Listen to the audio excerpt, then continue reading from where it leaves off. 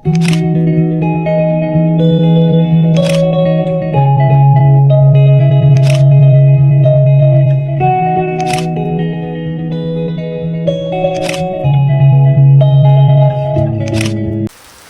മുതൽ തന്നെ നല്ല ഒന്നാന്തരം മഴയാണ് കേട്ടോ.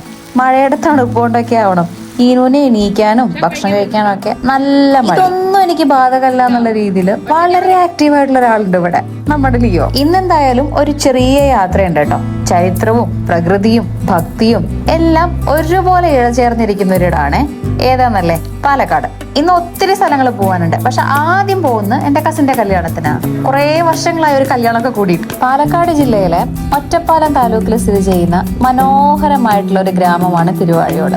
അവിടെയാണ് ഞാൻ ജനിച്ചതും വളർന്നതും ഒക്കെ കേട്ടോ. എല്ലാ തിരക്കൊന്നും മാറി വളരെ ശാന്തവും പ്രകൃതി രമണീയവുമായിട്ടുള്ള ഒരു സ്ഥലമാണ് കേട്ടോ ഇവിടെ.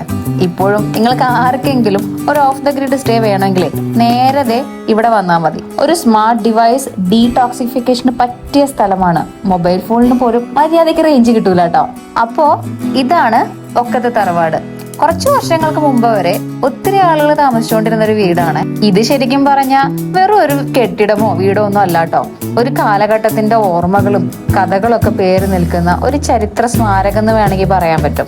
പണ്ട് ഇതൊരു പ്രോപ്പർ പാലക്കാടൻ തറവാടായിരുന്നു കേട്ടോ. പിന്നെ എന്റെ അച്ഛനായിട്ടാണ് ഇങ്ങനെ ഒരു ചെറിയ റിനോവേഷൻ ഒക്കെ ചെയ്തത്. പഴമയൊക്കെ നിലനിർത്തിക്കൊണ്ടുള്ള ഒരു റിനോവേഷൻ ആണ് കേട്ടോ. നോക്കിയേ, ഈ വാതില്, ഇവിടുത്തെ തട്ട്, ഇതെല്ലാം ഇപ്പോഴും മരം കൊണ്ട് ചെയ്തേക്കുന്നത് തന്നെയാണ്. ഒരു വലിയ കൂട്ടുകുടുംബത്തിന്റെ സ്നേഹവും വഴക്കുകളും സന്തോഷവും എല്ലാം ഈ അകത്തളങ്ങൾ കണ്ടിട്ടുണ്ടാവും അല്ലെ. പാലക്കാടിനെ മുഴുവനായിട്ട് അറിയണമെങ്കിൽ അവിടുത്തെ പാടങ്ങൾ കാണണം.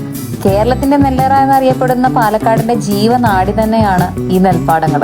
എന്റെ കുട്ടിക്കാലത്തൊക്കെ ഒരു വർഷത്തേക്കുള്ള നെല്ല് മുഴുവന്റെ ഈ പാടത്ത് നിന്നാണ് ഉണ്ടാക്കിയിരുന്നത് കേട്ടോ. അവിടുന്ന് നേരെ പോയത് അമ്മ വീട്ടിലോട്ടാണ്. എല്ലാ പഴയ തറവാട്ടിലെയും പോലെ ഇവിടെ ഒരു കുഞ്ഞ അമ്പലം ഉണ്ട് കേട്ടോ. അമ്മച്ചനോട് ചോദിച്ചപ്പോ പറഞ്ഞത് അത് ഭുവനേശ്വരി ദേവിയുടെ ടെമ്പിളാണ്. ഭുവനേശ്വരി ദേവി പ്രപഞ്ചത്തിന്റെ രാജ്ഞിയാണത്ര. ശക്തിയുടെയും ഐശ്വര്യത്തിന്റെയും മൂർത്തിയായ ദേവിയെ വീട്ടിൽ ആരാധിക്കുന്നത് കുടുംബത്തിന് ഐശ്വര്യവും സമാധാനവും കൊണ്ടുവരുന്നൊക്കെയാ പറയപ്പെടുന്നത്. എന്തായാലും ഇന്നത്തെ എന്റെ കഥ ഞാനിവിടെ അവസാനിപ്പിക്കുകയാണ്.